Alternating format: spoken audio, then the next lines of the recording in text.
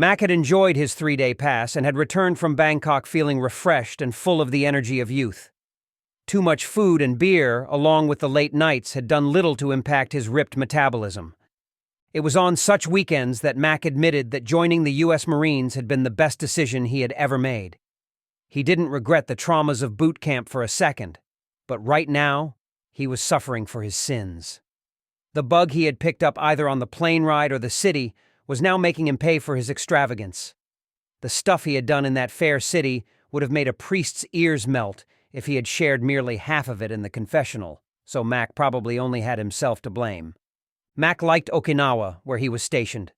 The Japanese were a polite and friendly people, even though many of them wanted the Americans gone. Despite the threat posed by North Korea, the foreign devils were no longer welcomed by a growing silent, and sometimes not so silent, majority. The occasional peaceful protest certainly made a change from his time in the hellholes of the Middle East, where half the population had wanted to kill him. His time in Japan was easy duty, a chance to keep up his training and to repair his damaged mind from the trauma of battle. 3 days of pleasure in Bangkok had really perked his spirits up, only now he felt like shit. He was well aware that the prostitutes of Thailand were riddled with HIV and other venereal diseases, and so he knew better than to go anywhere near them without using protection.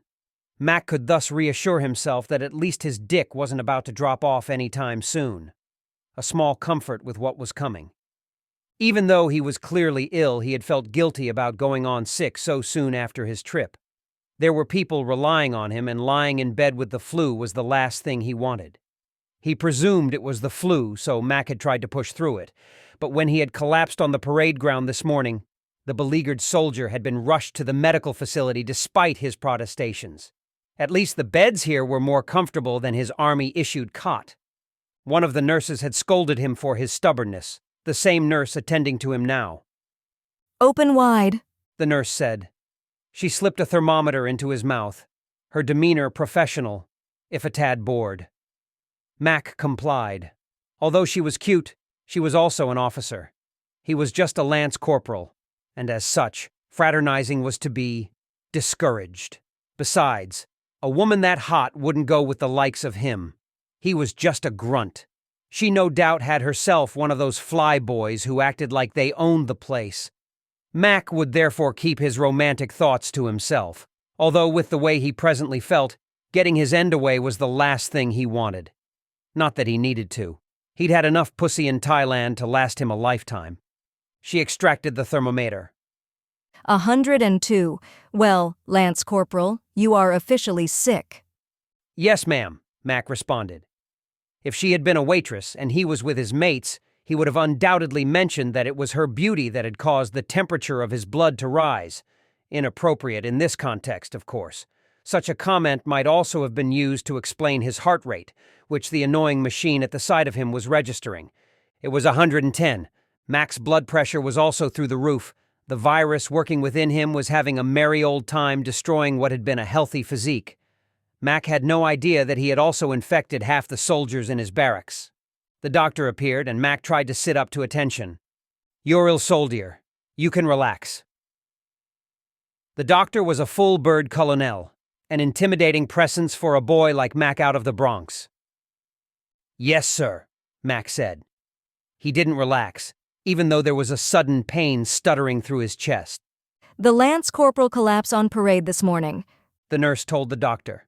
Mac could see the way she looked at the colonel. So, not a flyboy then? Good on you, Colonel, Mac thought, only for the pain to suddenly intensify and shoot into his back. This time it showed on his face. "You okay there, Marine?" the doctor asked. "Yes, sir," Mac said. "Just getting a pain." Mac pointed to his chest. "Has the patient been off base recently?" The nurse had triaged the patient, so it was easier for the doctor to ask her for the highlighted information she had collected. Mac watched the two of them interact and noticed it was difficult to get air into his lungs. 3-day pass spent in Bangkok, the nurse said without a hint of derision. Mac coughed. "We have an alert that there is some sort of outbreak in that city," the doctor informed the nurse. "Might be good to get this man isolated." Mac coughed again.